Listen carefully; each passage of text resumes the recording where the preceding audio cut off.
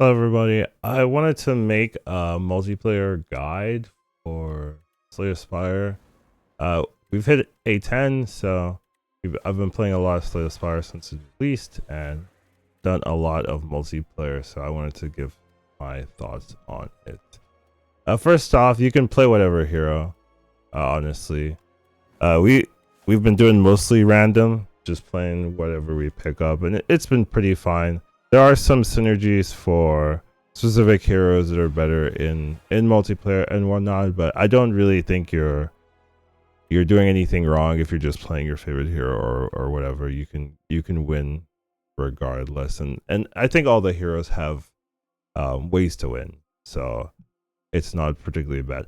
I will say, in multiplayer, if we're being like technical or so, it's probably stronger for people to play the same hero because there's a lot of cards that scale with using them multiple times or having multiple copies of it.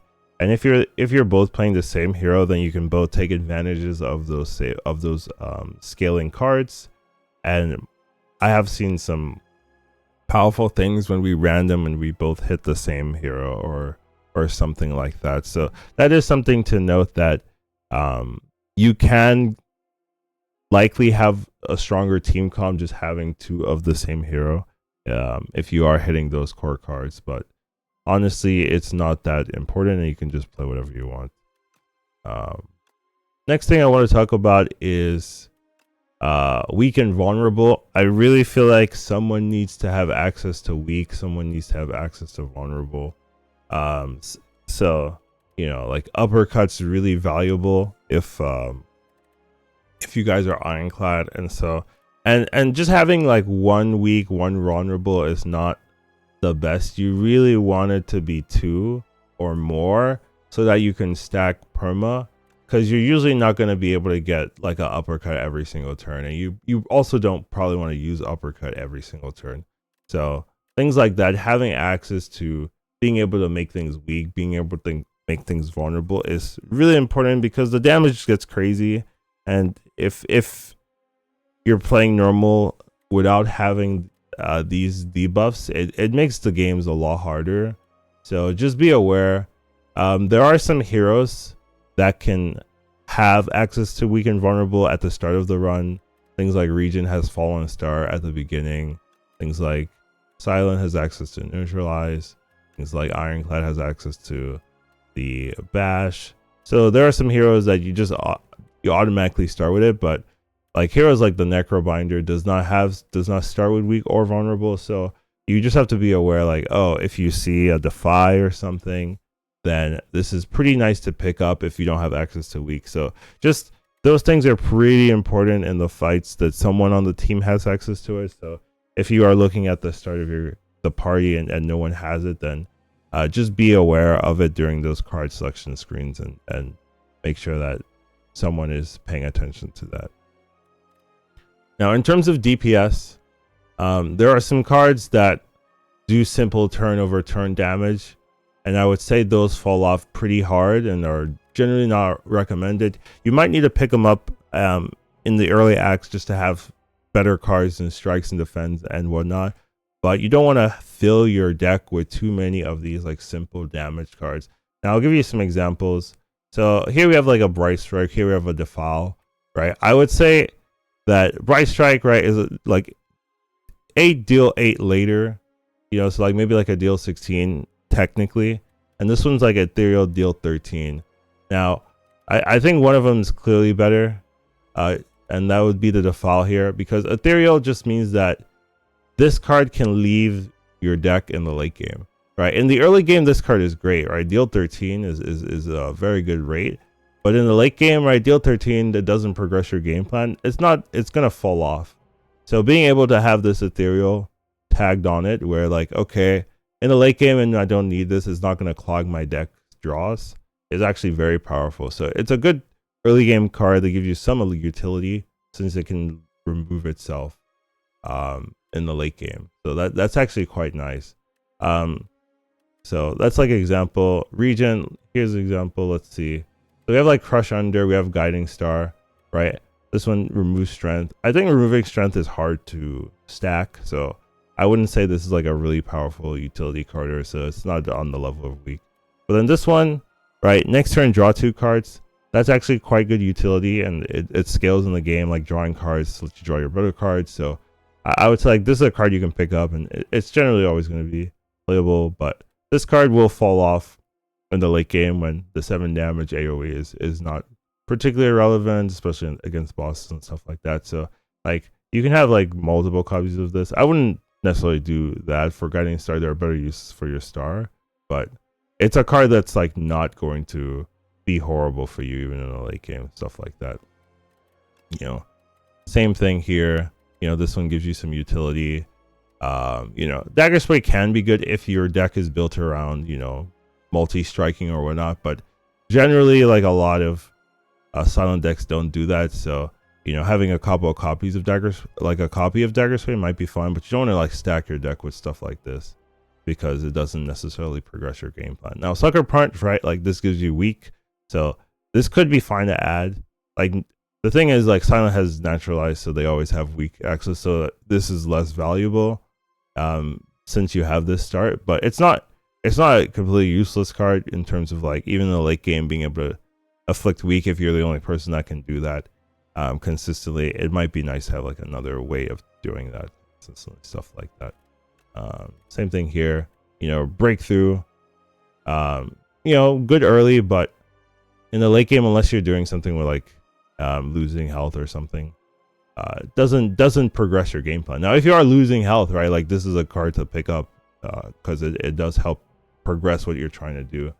But like Iron Wave, right, this one, it's kind of like combining a strike and defend, and that's not the strongest thing to do. So this can be good early, but it does fall off pretty hard. While Headbutt has utility, being able to put a discard card in your discard in your draw, that's always going to be good if you have these core cards that you want to pick up or play replay. So this is a card that doesn't really fall off, while this one does, you know, so you don't want too many of these type of cards, and that's kind of what I'm talking about. You know, simple turn over turn that doesn't progress your game plan. They need some type of utility in the late game for them to be like a consistently good card that you want multiple copies of. Now, it's possible in multiplayer, even though the bosses have extra health and stuff like that, to kill bosses really fast if one of the team members has a really nice deck.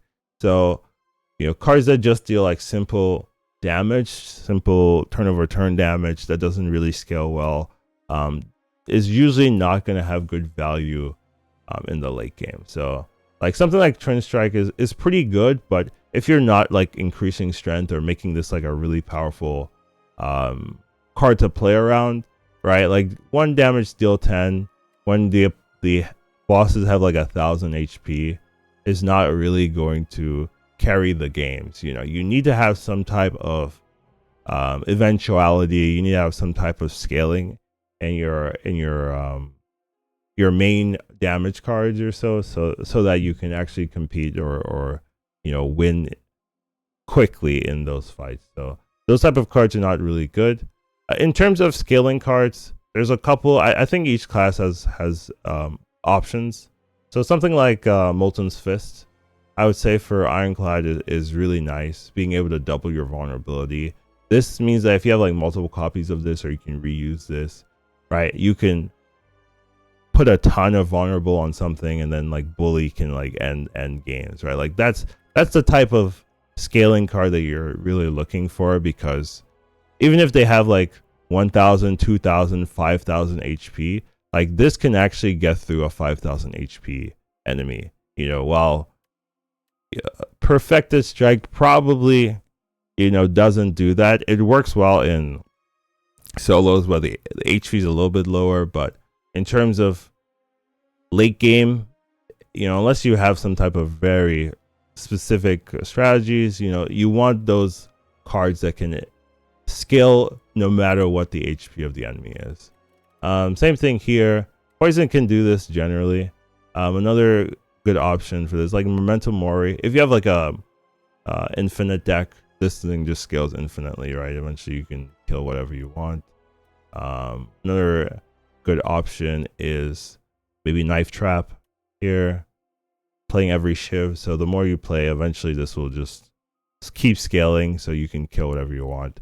That kind of thing is very, very powerful. For the Regent, you have cards like the Forge, I would say, or the Smith.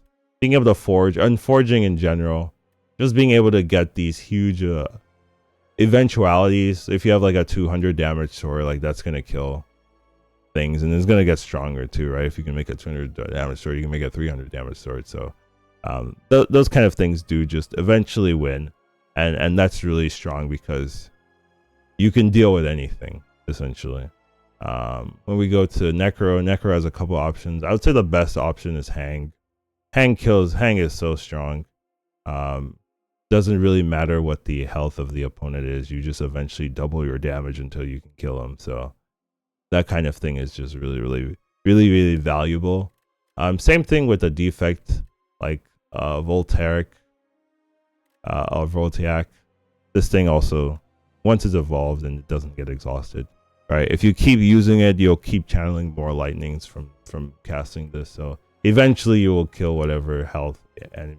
Like those are the type of like really core cards. If you can pick those up, can just make the runs very easy because you know you have a card that can just win no matter what. So those type of scaling cards are really the best, and if you can pick those up, they're really strong. Now I want to talk about the colorless cards. There's some multiplayer colorless cards, that can be pretty good, but I would say most of them need communication, and that can be tough if you're not wanting to do that, or it's tough because maybe the turn starts and they already use their skills, right? Like some teammates do that. So if you do want to pick up and use these multiplayer cards, well, you do have to communicate that, hey, I picked up a tag team, so wait a little bit, see if I draw it at the start of the turn, and see if we can do something with that. So just be aware and communicate if you're going to be picking up these colorless cards, because they can be very good. Like giving another player 5 strength, some players would love this type of effect. So if you can communicate, if you pick them up, you need to be very communicative. You need to talk, if you have those and you want to be using them effectively, things like that, like giving players block at the right time. There are some exceptions. I would say like Beacon of Hope you can just pick up, and it's not it's very easy to use this. You can innate it, so you always have it, and then whenever you block, other players get half the block. It's just very, very good if you have a lot of block in general in your build without thinking about it. There's a couple heroes that can just do that. So Rally's a bit different, right? You have to use it at the right time, right? And players need the block. There are some cases where that's true, but it's not the level of Beacon where you just always have some block given to you for free. So just be aware of that. I would say in solos, just like the later ascensions, you do probably want to avoid the elites early. Like I know it's a little bit scaredy cat gameplay, but the Act 1 elites specifically, they are maybe a bit overtuned, and they can just end runs. So like if you like went here, right, this could end your run here if you went here, just because you're not guaranteed that these 3 will give you enough cards that you can deal with the extra health. And you're in multiplayer, right? They're gonna have a ton more health, and if one person in your team doesn't have like a great build, right? Someone might have to solo the elite, right, with extra health. It's tough even in solos to deal with these Act 1 elites earlier, and in multiplayer it could be even worse. So I do think you probably do just want to be a little bit scared. Try to avoid the elites if you can. In the higher ascensions, I think lower ascensions you could do whatever you want, but when they have more health, they're tougher. It's a little bit rough. So I would just say just try to avoid them early if you can, just because it adds a bunch of huge RNG. Because you could win, but you could be like super low, right? And then it makes your fight maybe tough to do. So I would just try to avoid that. Clean decks are still the key, I would say, in duos, just like in solos. It's good to have a deck that, you know, smaller decks generally are stronger, and if you can have a deck where all your cards are useful for your game plan, your late game plan, that's just the way to go. It doesn't really, you don't really have to do anything or build anything too differently. Most of the decks that like will destroy in solos will also destroy in duos, so it's not, there's no need to like, oh, this is a solo, I mean a multiplayer game, let me build a little bit different here. No, you can just build like these powerful solo decks and they will still just carry. So just keep that in mind. You don't have to do anything too weird. You know, removing your strikes, removing your defense, having a late game plan since health is increased, are just these things you still want to be keeping aware of. All right. Now, in terms of support gameplay, right, both players do not have to be the carry, and it's not likely that both players will get a deck that is carryable. So sometimes you just have to get support cards. Now, in terms of support cards, what I mean is like cards that can still be relevant even if it's not like doing a ton of damage. Like applying vulnerable, right? Like that is very powerful. If you guys don't have access to vulnerable, being able to, this just makes everyone deal for more damage. So this might end up dealing like 200 damage, right, in a fight, you know. And if you compare that to like something like, you know, I don't know, like setup strike, and you know, setup strike might be a build around card, so that one's a little bit weird. But you know, let's say like twin strike or something, you know, or a regular strike or anything, right? Like this card could deal so much more effective damage over the course of the run versus like this, even though like, you know, this actually deals damage and it looks cooler and stuff like that, but just being able to support can be really good. So you know, keep that in mind. Also, staying alive is nice supporting, because one of the easiest ways to die is to lose if someone dies early in a fight. And if your build can't really defend itself and you die early, like that chip damage does end up mattering a lot, even though, you know, you might not feel like you're doing too much. Like the chip damage is super relevant. So dying early is pretty tough. So having a defensive deck, if you don't have like a carry deck, is just nice, just so that you always have ways to do things. You know, sometimes, you know, if you die, right, that means that the person that is doing all the damage but doesn't have weak, doesn't have vulnerable, loses access to the weak, loses access to the vulnerable, right? And that could kill them. So if you don't have a crazy deck, at least have a deck that can survive, because if you have a deck that can survive, you can at least consistently apply those weak, those vulnerable, so that the carries of the other players don't have to worry about that, right? Because if you die, you are the weak guy putting weak on everything, and then they don't have access to weak, that's going to end their run, right? So just be, if you don't have a carry build, at least have a survival supportive build, so that at least you can provide that type of utility regardless. And then last thing I want to talk about is you can mend your teammates. You know, like at the campsites, you can mend your teammates. Now, I feel like I have to say this because no one does it, at least from my experience so far. No one mends unless you ask for it, basically. If you ask for it, then maybe they'll do it. But if you know, okay, this person is carrying, right? This person is doing all the damage. I'm just sitting here being a passenger or so. Sometimes it's better to let the carry upgrade their cards while you just mend them, right? You'll stay alive, you'll apply your weak vulnerable, and you'll mend your teammates. You know, maybe you have a colorless card that you can support. Maybe you'll give them 5 strength a turn or something. Maybe you'll give them some block or whatever, right? But just be aware that, like, oh, you don't have to always upgrade.